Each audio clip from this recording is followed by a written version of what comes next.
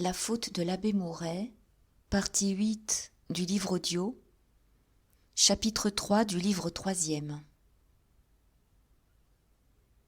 « Maintenant ma soupe est trop chaude !» gronda la Teuse, qui revenait de la cuisine avec une écuelle dans laquelle une cuillère de bois était plantée debout. Elle se tint devant l'abbé Mouret en commençant à manger sur le bout de la cuillère avec précaution. Elle espérait l'égayer, le tirer du silence accablé où elle le voyait. Depuis qu'il était revenu du Paradou, il se disait guéri, il ne se plaignait jamais. Souvent même, il souriait d'une si tendre façon que la maladie, selon les gens des Artaud, semblait avoir redoublé sa sainteté. Mais, par moments, des crises de silence le prenaient. Il semblait rouler dans une torture qu'il mettait toutes ses forces à ne point avouer.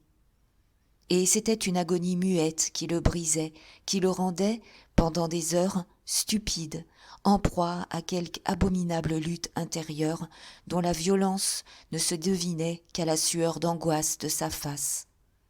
La Teuse alors ne le quittait plus, l'étourdissant d'un flot de paroles jusqu'à ce qu'il eût repris peu à peu son air doux, comme vainqueur de la révolte de son sang. Ce matin-là, la vieille servante pressentait une attaque plus rude encore que les autres. Elle se mit à parler abondamment, tout en continuant à se méfier de la cuillère qui lui brûlait la langue. « Vraiment, il faut vivre au fond d'un pays de loups pour voir des choses pareilles. Est-ce que, dans les villages honnêtes, on se marie jamais aux chandelles ? Ça montre assez que tous ces Artaud sont des pas grand-chose. Moi, en Normandie, j'ai vu des noces qui mettaient les gens en l'air, à 2 lieues à la ronde. On mangeait pendant 3 jours. Le curé en était, le maire aussi. Même, à la noce d'une de mes cousines, les pompiers sont venus. Et l'on s'amusait, donc. Mais faire lever un prêtre avant le soleil pour s'épouser à une heure où les poules elles-mêmes sont encore couchées, il n'y a pas de bon sens. À votre place, monsieur le curé, j'aurais refusé. Pardi, vous n'avez pas assez dormi, vous avez peut-être pris froid dans l'église. C'est ça qui vous a tout retourné. Ajoutez qu'on aimerait mieux marier des bêtes que cette Rosalie et son gueux, avec leur mioche qui a pissé sur une chaise. Vous avez tort de ne pas me dire où vous vous sentez mal. Je vous ferai quelque chose de chaud. Hein, monsieur le curé, répondez-moi. Il répondit faiblement qu'il était bien, qu'il n'avait besoin que d'un peu d'air. Il venait de s'adosser à un des mûriers, la respiration courte, s'abandonnant. « Bien, bien, n'en faites qu'à votre tête, reprit la Teuse.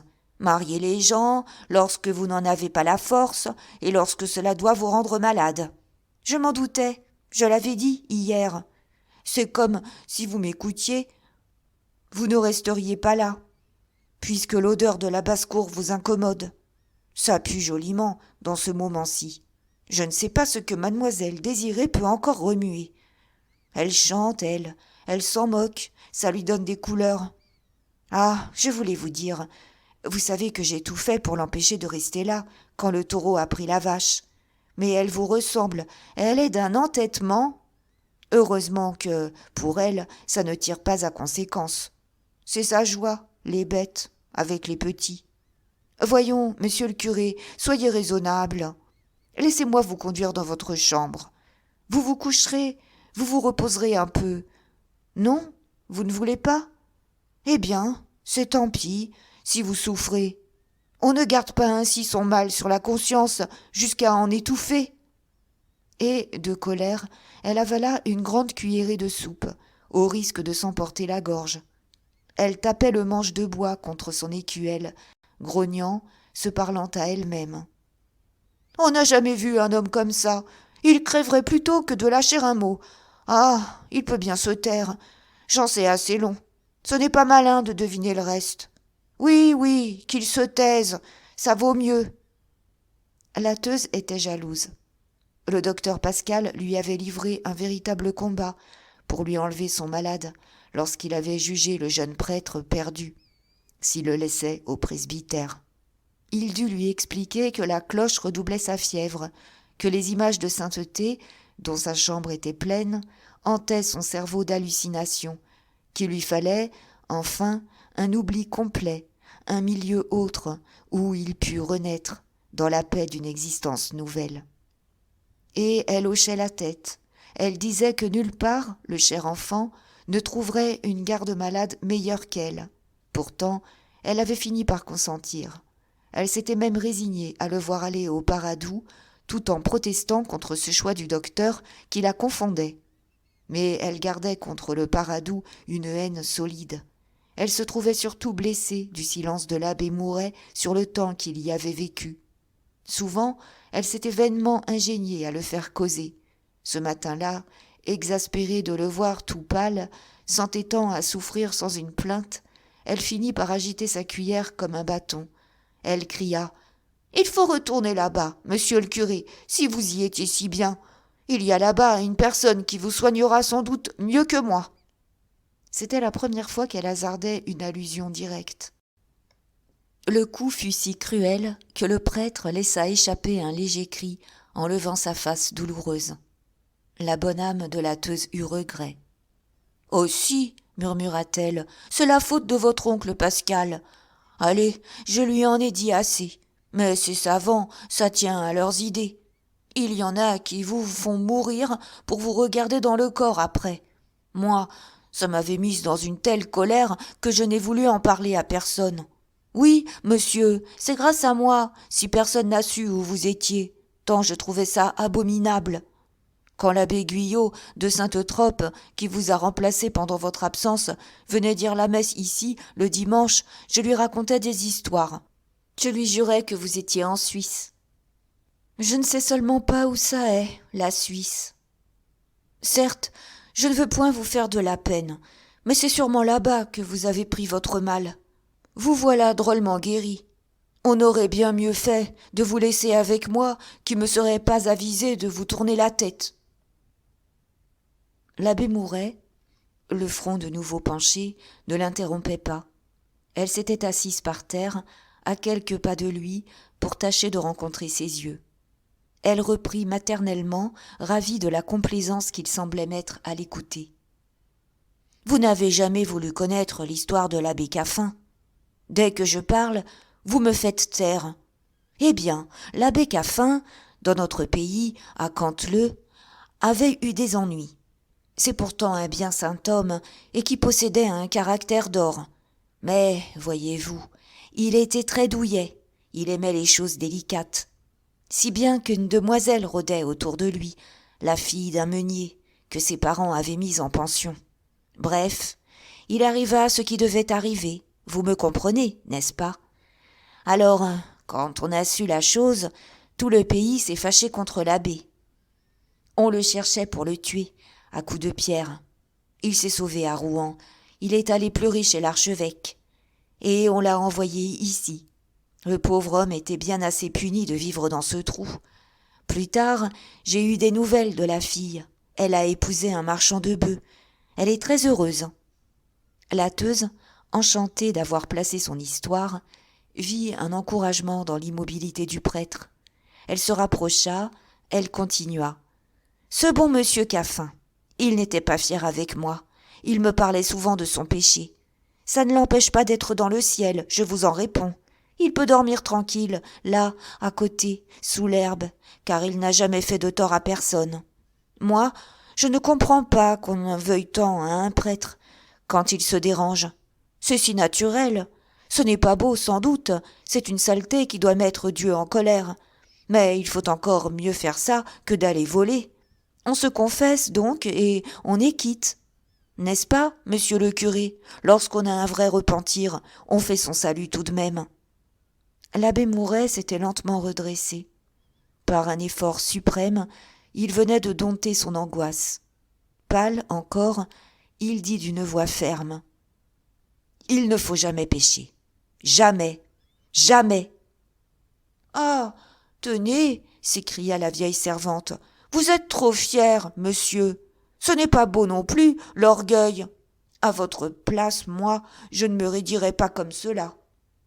On cause de son mal, on ne se coupe pas le cœur en quatre tout d'un coup, on s'habitue à la séparation, enfin. Ça se passe petit à petit. Au lieu que vous, voilà que vous évitez même de prononcer le nom des gens. Vous défendez qu'on parle d'eux. Ils sont comme s'ils étaient morts. Depuis votre retour, je n'ai pas osé vous donner la moindre nouvelle. Eh bien, je causerai maintenant. Je dirai ce que je saurai, parce que je vois bien que c'est tout ce silence qui vous tourne sur le cœur. Il la regardait sévèrement, levant un doigt pour la faire taire. Oui, oui, continua-t-elle, j'ai des nouvelles de là-bas, très souvent même, et je vous les donnerai. D'abord, la personne n'est pas plus heureuse que vous. Taisez-vous, dit l'abbé Mouret, qui trouva la force de se mettre debout pour s'éloigner. La Teuse se leva aussi, lui barrant le passage de sa masse énorme. Elle se fâchait. Elle criait « Là, vous voilà déjà parti. Mais vous m'écouterez. Vous savez que je n'aime guère les gens de là-bas, n'est-ce pas? Si je vous parle d'eux, c'est pour votre bien. On prétend que je suis jalouse. Eh bien, je rêve de vous mener un jour là-bas. Vous seriez avec moi, vous ne craindriez pas de mal faire. Voulez-vous » Il écarta du geste, la face calmée, en disant « Je ne veux rien, je ne sais rien. Nous avons une grand-messe demain. Il faudra préparer l'autel. » Puis, s'étant mis à marcher, il ajouta avec un sourire « Ne vous inquiétez pas, ma bonne Teuse. Je suis plus fort que vous ne croyez. Je me guérirai tout seul. » Et il s'éloigna, l'air solide, la tête droite, ayant vaincu. Sa soutane, le long des bordures de thym, avait un frôlement très doux. La Teuse, qui était restée plantée à la même place, ramassa son écuelle et sa cuillère de bois, en bougonnant. Elle mâchait entre ses dents des paroles qu'elle accompagnait de grands haussements d'épaules. « Ça fait le brave, ça se croit bâti autrement que les autres hommes, parce que c'est curé. La vérité est que celui-là est joliment dur. J'en ai connu qu'on n'avait pas besoin de chatouiller si longtemps, et il est capable de s'écraser le cœur comme on écrase une puce. C'est son bon Dieu qui lui donne cette force. » Elle rentrait à la cuisine lorsqu'elle aperçut l'abbé Mouret debout, devant la porte à claire-voie de la basse-cour.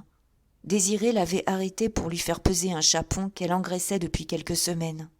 Il disait complaisamment qu'il était très lourd, ce qui donnait un rire d'aise à la grande enfant. « Les chapons, eux aussi, s'écrasent le cœur comme une puce, » bégaya la Teuse, tout à fait furieuse. « Et ils ont des raisons pour cela. Alors, il n'y a pas de gloire à bien vivre. » Chapitre 4. L'abbé Mouret passait les journées au presbytère. Il évitait les longues promenades qu'il faisait avant sa maladie. Les terres brûlées des Artaud, les ardeurs de cette vallée où ne poussaient que des vignes tordues, l'inquiétaient. À 2 reprises, il avait essayé de sortir, le matin, pour lire son bréviaire, le long des routes. Mais il n'avait pas dépassé le village. Il était rentré, troublé par les odeurs, le plein soleil, la largeur de l'horizon. Le soir seulement, dans la fraîcheur de la nuit tombante, il hasardait quelques pas devant l'église, sur l'esplanade qui s'étendait jusqu'au cimetière. L'après-midi, pour s'occuper, pris d'un besoin d'activité qu'il ne savait comment satisfaire, il s'était donné la tâche de coller des vitres de papier aux carreaux cassés de la nef. Cela, pendant 8 jours, l'avait tenu sur une échelle, très attentif à poser les vitres proprement, découpant le papier avec des délicatesses de broderie, étalant la colle de façon à ce qu'il n'y eût pas de bavure. La Teuse veillait au pied de l'échelle. Désiré criait qu'il fallait ne pas boucher tous les carreaux afin que les moineaux puissent entrer. Et, pour ne pas la faire pleurer, le prêtre en oubliait 2 ou 3 à chaque fenêtre. Puis, cette réparation finie, l'ambition lui avait poussé d'embellir l'église, sans appeler ni maçon, ni menuisier, ni peintre. Il ferait tout lui-même. Ses travaux manuels, disait-il, l'amusaient, lui rendaient des forces. L'oncle Pascal, chaque fois qu'il passait à la cure, l'encourageait en assurant que cette fatigue-là valait mieux que toutes les drogues du monde. Dès lors, l'abbé Mouret boucha les trous des murs avec des poignées de plâtre, recloua les autels à grands coups de marteau, broya des couleurs pour donner une couche à la chaire et au confessionnal. Ce fut un événement dans le pays. On en causait à 2 lieues. Des paysans venaient, les mains derrière le dos, voir travailler monsieur le curé. Lui, un tablier bleu serré à la taille, les poignets meurtris, s'absorbait dans cette rude besogne, avait un prétexte pour ne plus sortir. Il vivait ses journées au milieu des plâtras, plus tranquille, presque souriant, oubliant le dehors, les arbres, le soleil, les vents tièdes qui le troublaient. « Monsieur le curé est bien libre, du moment que ça ne coûte rien à la commune, » disait le père Bambous avec un ricanement en entrant chaque soir pour constater où en étaient les travaux. L'abbé Mouret dépensa là ses économies du séminaire. C'étaient, d'ailleurs, des embellissements dont la naïveté maladroite eût fait sourire. La maçonnerie le rebuta vite. Il se contenta de recrépir le tour de l'église à hauteur d'homme. La Teuse gâchait le plâtre.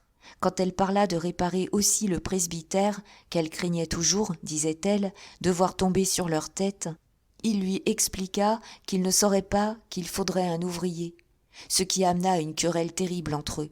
Elle criait qu'il n'était pas raisonnable de faire si belle une église où personne ne couchait, lorsqu'il y avait à côté des chambres dans lesquelles on les trouverait sûrement morts, un de ces matins, écrasés par les plafonds.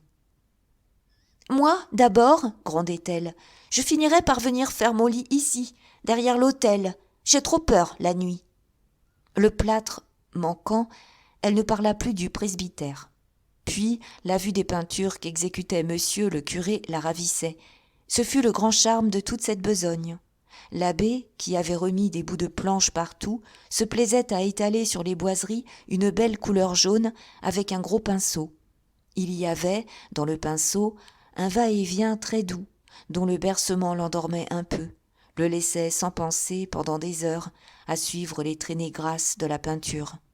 Lorsque tout fut jaune, le confessionnal, la chaire, l'estrade, jusqu'à la caisse de l'horloge, il se risqua à faire des raccords de faux marbre pour rafraîchir le maître-autel.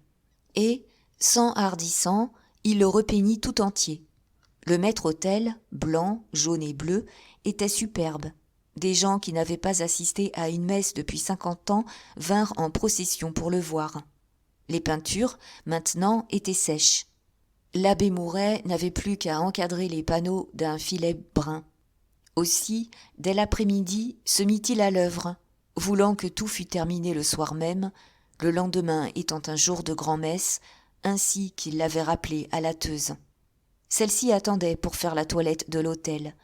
Elle avait déjà posé sur la crédence les chandeliers et la croix d'argent, les vases de porcelaine plantés de roses artificielles, la nappe garnie de dentelles des grandes fêtes. Mais les filets furent si délicats à faire proprement qu'il s'attarda jusqu'à la nuit. Le jour tombait, au moment où il achevait le dernier panneau. « Ce sera trop beau !» dit une voix rude, sortie de la poussière grise du crépuscule dont l'église s'emplissait. La Teuse, qui s'était agenouillée pour mieux suivre le pinceau le long de la règle, eut un tressaillement de peur. « Ah, c'est frère Arcangias, dit-elle en tournant la tête. Vous êtes donc entré par la sacristie ? Mon sang n'a fait qu'un tour. J'ai cru que la voix venait de dessous les dalles. » L'abbé Mouret s'était remis au travail après avoir salué le frère d'un léger signe de tête. Celui-ci se tint debout, silencieux, ses grosses mains nouées devant sa soutane. Puis, après avoir haussé les épaules, en voyant le soin que mettait le prêtre à ce que les filets fussent bien droits, il répéta « Ce sera trop beau !» La Teuse, en extase, tressaillit une seconde fois. « Bon, cria-t-elle, j'avais oublié que vous étiez là, vous. Vous pourriez bien tousser avant de parler. Vous avez une voix qui part brusquement comme celle d'un mort. » Elle s'était relevée, elle se reculait pour admirer. « Pourquoi ? Trop beau, reprit-elle. Il n'y a rien de trop beau quand il s'agit du bon Dieu. Si monsieur le curé avait eu de l'or, il y aurait mis de l'or, allez. » Le prêtre ayant fini, elle se hâta de changer la nappe, en ayant bien soin de ne pas effacer les filets.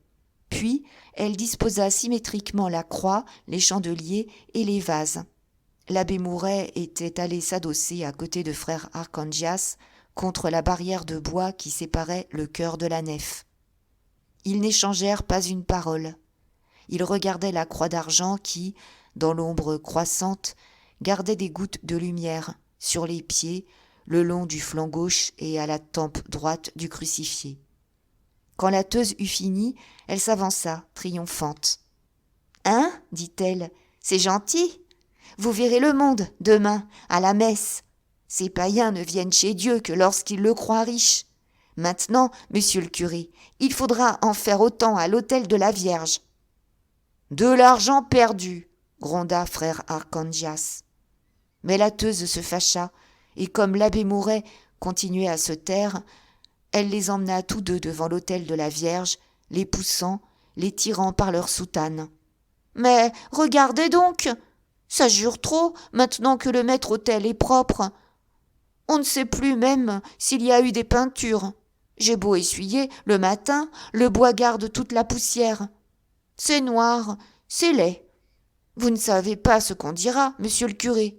On dira que vous n'aimez pas la Sainte Vierge, voilà tout. »« Et après ?» demanda frère Arcangias. La teuse resta toute suffoquée. « Après ?» murmura-t-elle. « Ce serait un péché, pardi. L'autel est comme une de ces tombes qu'on abandonne dans les cimetières. Sans moi, les araignées y feraient leur toile, la mousse y pousserait. De temps en temps, quand je peux mettre un bouquet de côté, je le donne à la Vierge. Toutes les fleurs de notre jardin étaient pour elle, autrefois. » Elle était montée devant l'autel, elle avait pris 2 bouquets séchés, oubliés sur les gradins. « Vous voyez bien que c'est comme dans les cimetières, » ajouta-t-elle, en les jetant aux pieds de l'abbé Mouret. Celui-ci les ramassa, sans répondre. La nuit était complètement venue.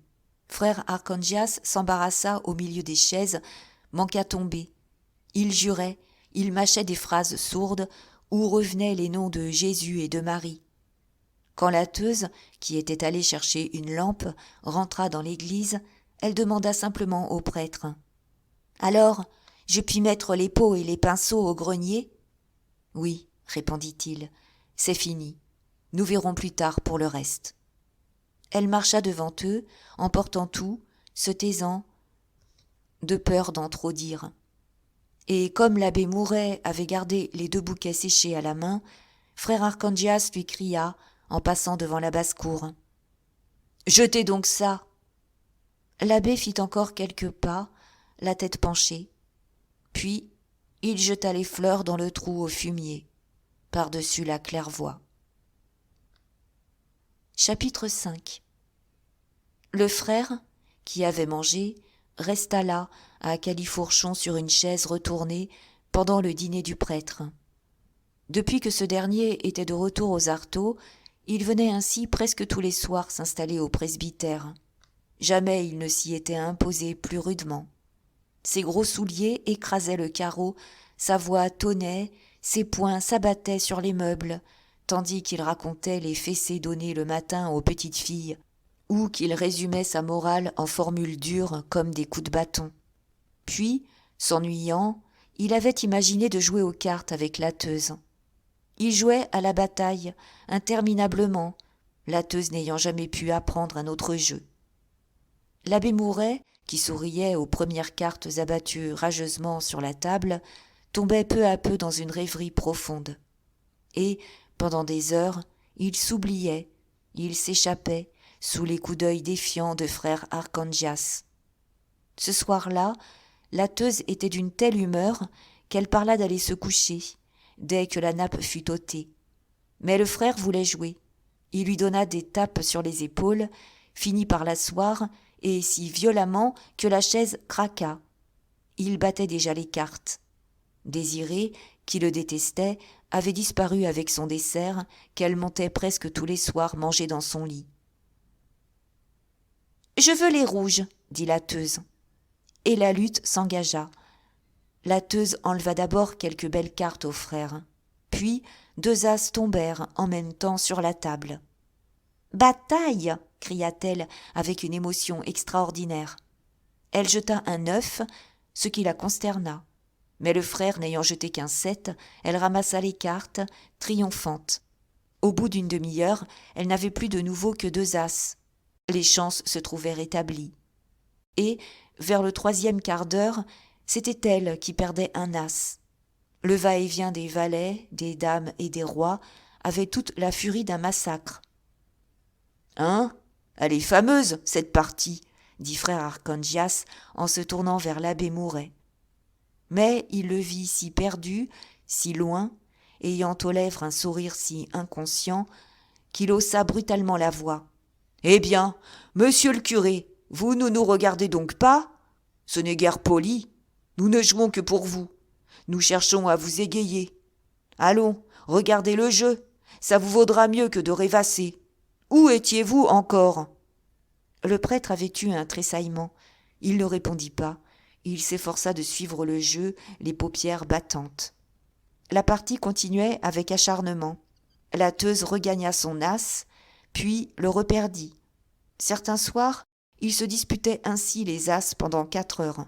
Et souvent même, ils allaient se coucher, furibonds, n'ayant pu se battre. « Mais j'y songe !» cria tout d'un coup la Teuse, qui avait une grosse peur de perdre. « Monsieur le curé devait sortir ce soir. Il a promis aux grands fortunés et à la Rosalie d'aller bénir leur chambre comme il est d'usage. Vite, monsieur le curé, le frère vous accompagnera. » L'abbé Mouret était déjà debout, cherchant son chapeau. Mais frère Arcondias, sans lâcher ses cartes, se fâchait. « Laissez donc.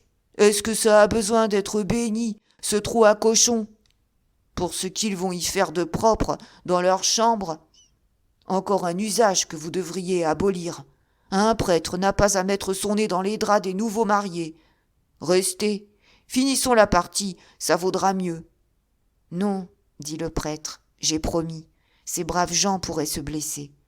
Restez, vous, finissez la partie en m'attendant. » La Teuse, très inquiète, regardait frère Arcondias. « Eh bien, oui, je reste, cria celui-ci, c'est trop bête. » Mais l'abbé Mouret n'avait pas ouvert la porte qu'il se levait pour le suivre, jetant violemment ses cartes. Il revint, il dit à la Teuse. « J'allais gagner. Laissez les paquets tels qu'ils sont. Nous continuerons la partie demain. »« Eh bien, tout est brouillé maintenant, répondit la vieille servante qui s'était empressée de mêler les cartes. Si vous croyez que je veux le mettre sous verre, votre paquet, et puis je pouvais gagner, j'avais encore un as. » Frère Arcondias, en quelques enjambées, rejoignit l'abbé Mouret qui descendait l'étroit sentier conduisant aux Artaud. Il s'était donné la tâche de veiller sur lui. Il l'entourait d'un espionnage de toutes les heures, l'accompagnant partout, le faisant suivre par un gamin de son école lorsqu'il ne pouvait s'acquitter lui-même de ce soin. Il disait, avec son rire terrible, qu'il était le gendarme de Dieu. Et, à la vérité, le prêtre semblait un coupable emprisonné dans l'ombre noire de la soutane du frère, un coupable dont on se méfie, que l'on juge assez faible pour retourner à sa faute si on le perdait des yeux 1 minute. C'était une âpreté de vieille fille jalouse, un souci minutieux de geôlier qui pousse son devoir jusqu'à cacher les coins de ciel entrevus par les lucarnes. Frère Arcondias se tenait toujours là, à boucher le soleil, à empêcher une odeur d'entrée, à murer si complètement le cachot que rien du dehors n'y venait plus. Il guettait les moindres faiblesses de l'abbé, reconnaissait, à la clarté de son regard, les pensées tendres, les écrasait d'une parole, sans pitié, comme des bêtes mauvaises. Les silences, les sourires, les pâleurs du front, les frissons des membres, tout lui appartenait. D'ailleurs, il évitait de parler nettement de la faute. Sa présence seule était un reproche. La façon dont il prononçait certaines phrases leur donnait le cinglement d'un coup de fouet. Il mettait dans un geste toute l'ordure qu'il crachait sur le péché. Comme ces maris trompés qui plient leurs femmes sous des allusions sanglantes, dont ils goûtent seuls la cruauté, il ne reparlait pas de la scène du Paradou, il se contentait de l'évoquer d'un mot pour anéantir, aux heures de crise, cette chair rebelle. Lui aussi avait été trompé par ce prêtre, tout souillé de son adultère divin, ayant trahi ses serments, rapportant sur lui des caresses défendues dont la senteur lointaine suffisait à exaspérer sa continence de bouc qui ne s'était jamais satisfait. Il était près de 10 heures. Le village dormait, mais, à l'autre bout, du côté du moulin, un tapage montait d'une des masures, vivement éclairé.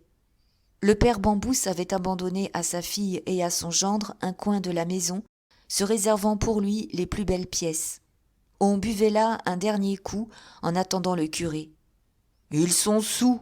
gronda frère Arcangias. « Les entendez-vous se vautrer ?» L'abbé Mouret ne répondit pas. La nuit était superbe, toute bleue d'un clair de lune qui changeait au loin la vallée en un lac dormant. Et il ralentissait sa marche, comme baigné d'un bien-être par ses clartés douces. Il s'arrêtait même devant certaines nappes de lumière, avec le frisson délicieux que donne l'approche d'une eau fraîche. Le frère continuait ses grandes enjambées, le gourmandant, l'appelant. « Venez donc, ce n'est pas sain de courir la campagne à cette heure. Vous seriez mieux dans votre lit. » Mais, brusquement, à l'entrée du village, il se planta au milieu de la route. Il regardait vers les hauteurs, où les lignes blanches des ornières se perdaient dans les taches noires des petits bois de pin. Il avait un grognement de chien qui flaire un danger. « Qui descend de là-haut, si tard ?» murmura-t-il. Le prêtre, n'entendant rien, ne voyant rien, voulut à son tour lui faire presser le pas. « Laissez donc. Le voici, » reprit vivement frère Arcangias. « Il vient de tourner le coude. Tenez, la lune l'éclaire. Vous le voyez bien, à présent. C'est un grand, avec un bâton. » Puis, au bout d'un silence, il reprit, la voix rauque, étouffée par la fureur. « C'est lui, c'est ce gueux, je le sentais. » Alors, le nouveau venu étant au bas de la côte, l'abbé Mouret reconnut Jean Bernat. Malgré ses 80 ans, le vieux tapait si dur des talons que ses gros souliers ferrés tiraient des étincelles des silex de la route. Il marchait droit comme un chêne, sans même se servir de son bâton qu'il portait sur son épaule en manière de fusil. « Ah, le damné !» bégaya le frère, cloué sur place, en arrêt. « Le diable lui jette toute la braise de l'enfer sous les pieds. » Le prêtre, très troublé, désespérant de faire lâcher prise à son compagnon, tourna le dos pour continuer sa route, espérant encore éviter Jean Bernat en se hâtant de gagner la maison des Bambousses. Mais il n'avait pas fait 5 pas que la voix railleuse du vieux s'éleva presque derrière son dos. « Hé, curé, attendez-moi. Je vous fais donc peur ?» Et l'abbé Mouret s'étant arrêté, il s'approcha. Il continua. « Dame, vos soutanes, ça n'est pas commode, ça empêche de courir. Puis, il a beau faire nuit, on vous reconnaît de loin. Du haut de la côte, je me suis dit, tiens, c'est le petit curé qui est là-bas. Oh, j'ai encore de bons yeux. Alors, vous ne venez plus nous voir ? » « J'ai eu tant d'occupations, » murmura le prêtre, très pâle. « Bien, bien, tout le monde est libre. Ce que je vous en dis, c'est pour vous montrer que je ne vous garde pas rancune d'être curé. Nous ne parlerions même pas de votre bon Dieu, ça m'est égal. La petite croit que c'est moi qui vous empêche de revenir. Je lui ai répondu, le curé est une bête. Et ça, je le pense. Est-ce que je vous ai mangé pendant votre maladie ? Je ne suis même pas monté vous voir. Tout le monde est libre. » Il parlait avec sa belle indifférence, en affectant de ne pas s'apercevoir de la présence de frère Arcangias. Mais celui-ci, ayant poussé un grognement plus menaçant, il reprit. « Hé, curé, vous promenez donc votre cochon avec vous ?»« Attends, brigand !» hurla le frère, les poings fermés. Jean Bernat, le bâton levé, feignit de le reconnaître. « Bas les pattes !» cria-t-il. « Ah, c'est toi, calotin ! J'aurais dû te flairer à l'odeur de ton cuir. Nous avons un compte à régler ensemble. J'ai juré d'aller te couper les oreilles au milieu de ta classe. Ça amusera les gamins que tu empoisonnes. » Le frère, devant le bâton, recula, la gorge pleine d'injures. Il balbutiait, il ne trouvait plus les mots. « Je t'enverrai les gendarmes, assassin ! Tu as craché sur l'église, je t'ai vu. Tu donnes le mal de la mort au pauvre monde, rien qu'en passant devant les portes. À Sainte-Trope, tu as fait avorter une fille en la forçant à mâcher une hostie consacrée que tu avais volée. Au Béage, tu es allé déterrer des enfants que tu as emportés sur ton dos pour tes abominations. Tout le monde sait cela, misérable. Tu es le scandale du pays. Celui qui t'étranglerait gagnerait du coup le paradis. » Le vieux écoutait, ricanant, faisant le moulinet avec son bâton. Entre deux injures de l'autre, il répétait à demi-voix « Va, va, soulage-toi, serpent. Tout à l'heure, je te casserai les reins. » L'abbé Mouret voulut intervenir, mais frère Arcangias le repoussa en criant « Vous êtes avec lui, vous! Est-ce qu'il ne vous a pas fait marcher sur la croix? Dites le contraire !» Et se tournant de nouveau vers Jean Bernat. « Ah, Satan, tu as dû bien rire quand tu as tenu un prêtre. Le ciel écrase ceux qui t'ont aidé à ce sacrilège. Que faisais-tu la nuit pendant qu'il dormait? Tu venais avec ta salive, n'est-ce pas? Lui mouiller la tonsure afin que ses cheveux grandissent plus vite. Tu lui soufflais sur le menton et sur les joues pour que la barbe y poussât d'un doigt en une nuit. Tu lui frottais tout le corps de tes maléfices. Tu lui soufflais dans la bouche la rage d'un chien. Tu le mettais en rute. Et c'est ainsi que tu l'avais changé en bête. Satan! » « Il est stupide, » dit Jean Bernat en reposant son bâton sur l'épaule. « Il m'ennuie. » Le frère, enhardi, vint lui allonger ses deux poings sous le nez. « Et ta gueuse !» cria-t-il. « C'est toi qui l'as fourrée toute nue dans le lit du prêtre !» Mais il poussa un hurlement en faisant un bond en arrière. Le bâton du vieux, lancé à toute volée, venait de se casser sur son échine. Il recula encore, ramassa dans un tas de cailloux au bord de la route un silex gros comme les deux poings qu'il lança à la tête de Jean Bernat. Celui-ci avait le front fendu s'il ne s'était courbé. Il courut au tas de cailloux voisins, s'abrita, prit des pierres. Et d'un tas à l'autre, un terrible combat s'engagea. Les silex grêlaient. La lune, très claire, découpait nettement les ombres. « Oui, tu l'as fourré dans son lit !» répétait le frère affolé. « Et tu avais mis un Christ sous le matelas pour que l'ordure tombât sur lui. Ah ah, tu es étonné que je sache tout. Tu attends quelque monstre de cet accouplement-là. Tu fais chaque matin les 13 signes de l'enfer sur le ventre de ta gueuse pour qu'elle accouche de l'antéchrist. Tu veux l'antéchrist, bandit. Tiens, que ce caillou t'éborgne. Et que celui-ci te ferme le bec, calotin, reprit Jean Bernat, redevenu très calme. Est-il bête, cet animal, avec ses histoires? Va-t-il falloir que je te casse la tête pour continuer ma route? Est-ce ton catéchisme qui t'a tourné sur la cervelle? Le catéchisme? Veux-tu connaître le catéchisme qu'on enseigne aux damnés de ton espèce? Oui, je t'apprendrai à faire le signe de croix. Ceci est pour le Père, et ceci pour le Fils, et ceci pour le Saint-Esprit. Ah, tu es encore debout. Attends, ainsi soit-il. Il lui jeta une volée de petites pierres en façon de mitraille. Jean Bernat, atteint à l'épaule, lâcha les cailloux qu'il tenait et s'avança tranquillement, pendant que frère Arcangias prenait dans le tas de nouvelles poignées en bégayant « Je t'extermine! C'est Dieu qui le veut! Dieu est dans mon bras !»« Te tairas-tu » dit le vieux en l'empoignant à la nuque. Alors, il y eut une courte lutte dans la poussière de la route, bleuie par la lune. Le frère, se voyant le plus faible, cherchait à mordre. Les membres séchés de Jean Bernat étaient comme des paquets de cordes qui le liaient si étroitement qu'il en sentait les nœuds lui entrer dans la chair. Il se taisait, étouffant, rêvant quelque traîtrise. Quand il l'eut mis sous lui, le vieux reprit en raillant. « J'ai envie de te casser un bras pour casser ton bon Dieu.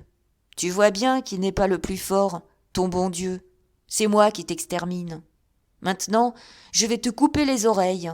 Tu m'as trop ennuyé. » Et il tirait paisiblement un couteau de sa poche. L'abbé Mouret, qui, à plusieurs reprises, s'était en vain jeté entre les combattants, s'interposa si vivement qu'il finit par consentir à remettre cette opération à plus tard. « Vous avez tort, curé, murmura-t-il. Ce gaillard a besoin d'une saignée. Enfin, puisque ça vous contrarie, j'attendrai. Je le rencontrerai bien encore dans un petit coin. » Le frère ayant poussé un grognement, il s'interrompit pour lui crier « Ne bouge pas ou je te les coupe tout de suite !» « Mais, dit le prêtre, vous êtes assis sur sa poitrine. Ôtez-vous de là pour qu'il puisse respirer. » « Non, non, il recommencerait ses farces. Je le lâcherai lorsque je m'en irai. Je vous disais donc, curé, quand ce gredin s'est jeté entre nous, que vous seriez le bienvenu là-bas. La petite est maîtresse, vous savez. Je ne la contrarie pas plus que mes salades. Tout ça pousse. Il n'y a que des imbéciles comme ce calotin-là pour voir le mal. Où as-tu vu le mal, coquin ? C'est toi qui as inventé le mal, brute !» Il secouait le frère de nouveau. « Laissez-le se relever, » supplia l'abbé Mouret. « Tout à l'heure. La petite n'est pas à son aise depuis quelque temps. Je ne m'apercevais de rien. Mais elle me l'a dit. Alors je vais prévenir votre oncle Pascal à Plassans. La nuit, on est tranquille, on ne rencontre personne. Oui, oui, la petite ne se porte pas bien. » Le prêtre ne trouva pas une parole. Il chancelait, la tête basse. « Elle était si contente de vous soigner, » continua le vieux. « En fumant ma pipe, je l'entendais rire. Ça me suffisait. Les filles, c'est comme les aubépines. Quand elles font des fleurs, elles font tout ce qu'elles peuvent. Enfin, vous viendrez, si le cœur vous en dit. Peut-être que ça amuserait la petite. Bonsoir, curé. » Il s'était relevé avec lenteur, serrant les poings du frère, se méfiant d'un mauvais coup. Et il s'éloigna, sans tourner la tête, en reprenant son pas dur et allongé. Le frère, en silence, rampa jusqu'au tas de cailloux. Il attendit que le vieux fût à quelque distance. Puis, à deux mains, il recommença furieusement, mais les pierres roulaient dans la poussière de la route. Jean Bernat, ne daignant plus se fâcher, s'en allait, droit comme un arbre, au fond de la nuit sereine. « Le maudit ! Satan le pousse !» balbutia le frère Archangias, en faisant ronfler une dernière pierre. « Un vieux qu'une chiquenaude devrait casser. Il est cuit au feu de l'enfer. J'ai senti ses griffes. » Sa rage impuissante piétinait sur les cailloux épars. Brusquement, il se tourna contre l'abbé Mouret. « C'est votre faute !» cria-t-il. « Vous auriez dû m'aider, et à nous deux, nous l'aurions étranglé. » À l'autre bout du village, le tapage avait grandi dans la maison de Bambous. On entendait distinctement l'écu de verre taper en mesure sur la table. Le prêtre s'était remis à marcher, sans lever la tête, se dirigeant vers la grande clarté que jetait la fenêtre, pareille à la flambée d'un feu de sarment. Le frère le suivit, sombre, la soutane souillée de poussière, une joue saignant de l'effleurement d'un caillou. Puis, de sa voix dure, après un silence, « Irez-vous » demanda-t-il.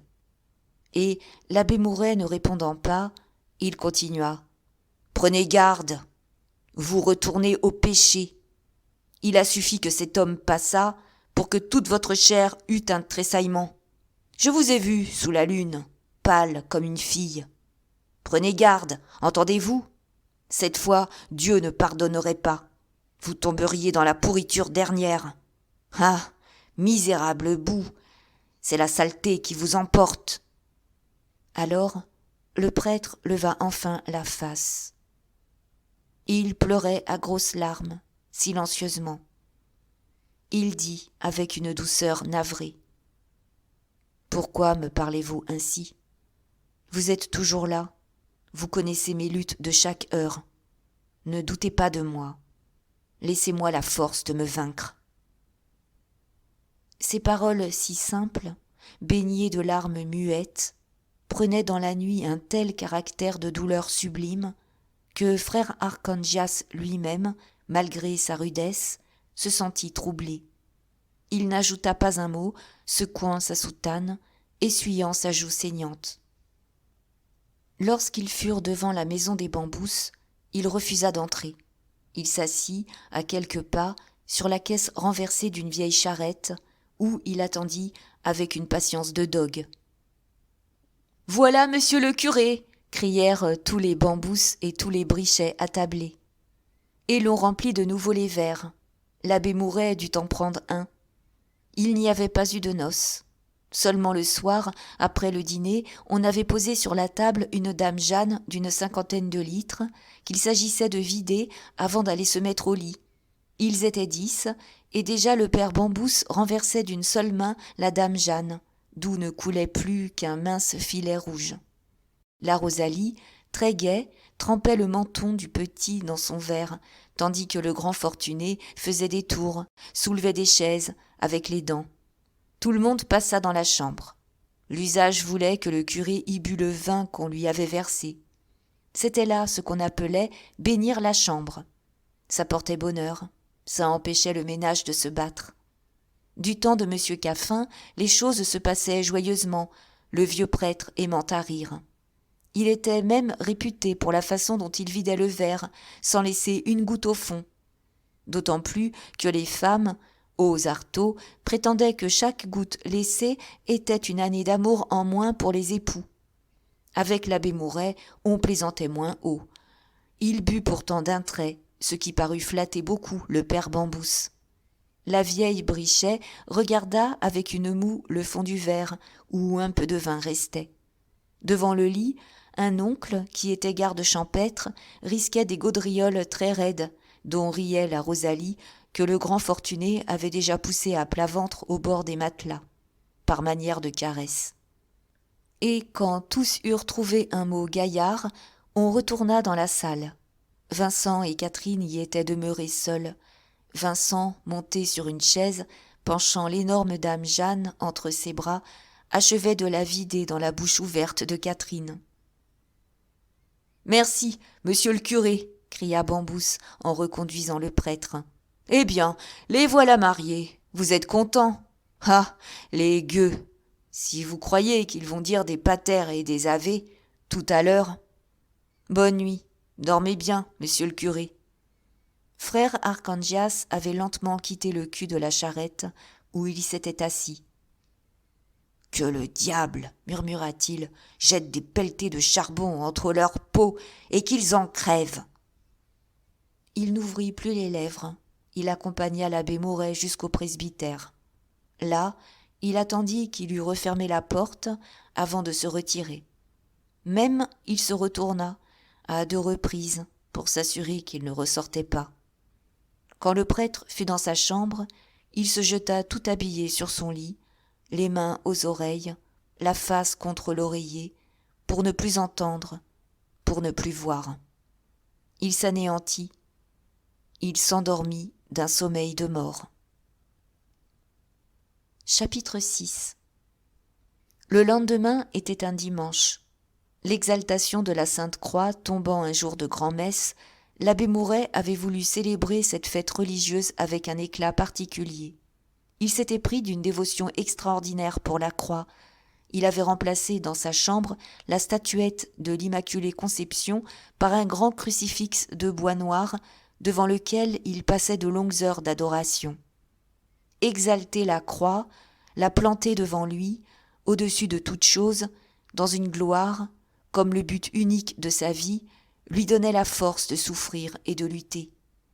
Il rêvait de s'y attacher à la place de Jésus, d'y être couronné d'épines, d'y avoir les membres troués, le flanc ouvert.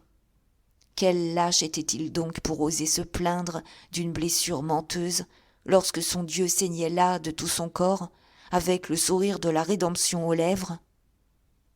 Et, si misérable qu'elle fût, il offrait sa blessure en holocauste. Il finissait par glisser à l'extase, par croire que le sang lui ruisselait réellement du front, des membres, de la poitrine. C'étaient des heures de soulagement, toutes ces impuretés coulaient par ses plaies. Il se redressait avec des héroïsmes de martyr. Il souhaitait des tortures effroyables pour les endurer sans un seul frisson de sa chair. Dès le petit jour, il s'agenouilla devant le crucifix. Et la grâce vint, abondante comme une rosée. Il ne fit pas d'effort, il n'eut qu'à plier les genoux, pour la recevoir sur le cœur, pour en être trempé jusqu'aux os d'une façon délicieusement douce. La veille, il avait agonisé, sans qu'elle descendît. Elle restait longtemps sourde à ses lamentations de damné. Elle le secourait souvent lorsque, d'un geste d'enfant, il ne savait plus que joindre les mains. Ce fut, ce matin-là, une bénédiction, un repos absolu, une foi entière. Il oublia ses angoisses des jours précédents. Il se donna tout à la joie triomphale de la croix. Une armure lui montait aux épaules, si impénétrable que le monde s'émoussait sur elle. Quand il descendit, il marchait dans un air de victoire et de sérénité. La Teuse, émerveillée, alla chercher Désiré pour qu'il l'embrassât. Toutes deux tapaient des mains en criant qu'ils n'avaient pas eu si bonne mine depuis 6 mois. Dans l'église, pendant la grand-messe, le prêtre acheva de retrouver Dieu. Il y avait longtemps qu'il ne s'était approché de l'autel avec un tel attendrissement. Il dut se contenir pour ne pas éclater en larmes, la bouche collée sur la nappe. C'était une grand-messe solennelle. L'oncle de la Rosalie, le garde champêtre, chantait au lutrin, d'une voix de basse dont le ronflement emplissait d'un chant d'orgue la voûte écrasée. Vincent, habillé d'un surplis trop large, qui avait appartenu à l'abbé Caffin, balançait un vieil encensoir d'argent, prodigieusement amusé par le bruit des chaînettes, encensant très haut pour obtenir beaucoup de fumée, regardant derrière lui si ça ne faisait tousser personne. L'église était presque pleine. On avait voulu voir les peintures de monsieur le curé. Des paysannes riaient parce que ça sentait bon, tandis que les hommes, au fond, debout sous la tribune, hochaient la tête à chaque note plus creuse du chantre. Par les fenêtres, le grand soleil de 10 heures que tamisaient les vitres de papier entrait, étalant sur les murs recrépis de grandes moires très gaies où l'ombre des bonnets de femmes mettait des vols de gros papillons. Et les bouquets artificiels, posés sur les gradins de l'autel, avaient eux-mêmes une joie humide de fleurs naturelles, fraîchement cueillies. Lorsque le prêtre se tourna pour bénir les assistants, il éprouva un attendrissement plus vif encore, à voir l'église si propre, si pleine, si trempée de musique, d'encens et de lumière. Après l'offertoire, un murmure courut parmi les paysannes. Vincent, qui avait levé curieusement la tête, faillit envoyer toute la braise de son encensoir sur le chasuble du prêtre. Et comme celui-ci le regardait sévèrement, il voulut s'excuser. Il murmura : « C'est l'oncle de monsieur le curé qui vient d'entrer. » Au fond de l'église, contre une des minces colonnettes de bois qui soutenaient la tribune, l'abbé Mouret aperçut le docteur Pascal. Celui-ci n'avait pas sa bonne face souriante, légèrement railleuse. Il s'était découvert, grave, fâché, suivant la messe avec une visible impatience. Le spectacle du prêtre à l'autel, son recueillement, ses gestes ralentis, la sérénité parfaite de son visage parurent peu à peu l'irriter davantage. Il ne put attendre la fin de la messe.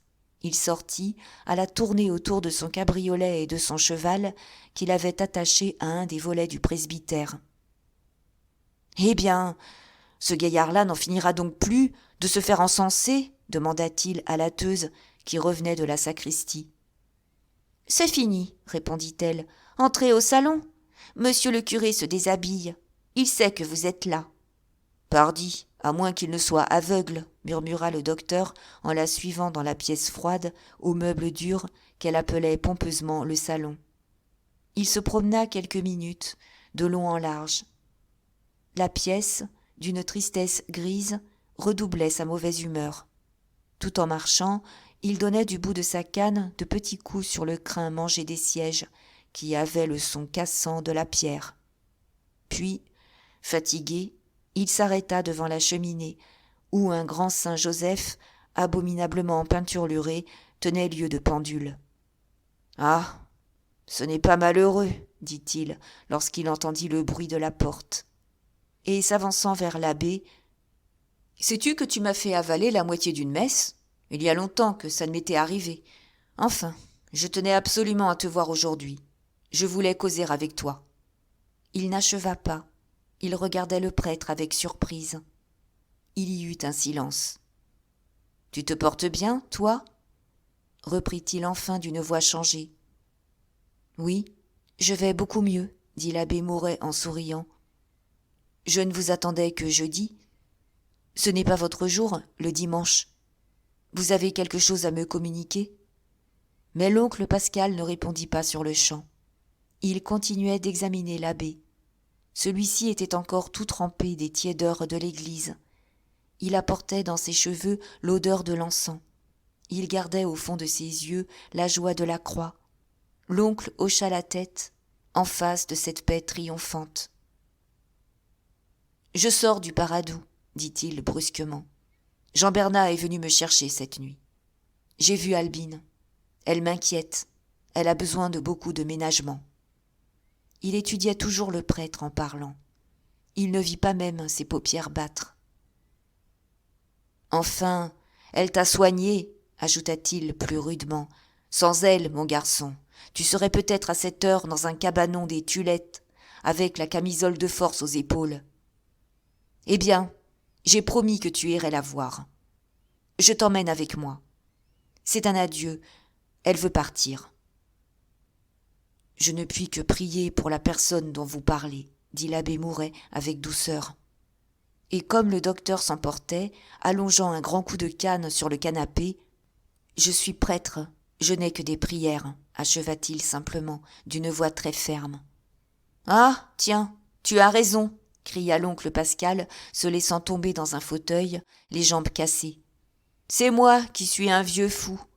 Oui, j'ai pleuré dans mon cabriolet en venant ici, tout seul, ainsi qu'un enfant.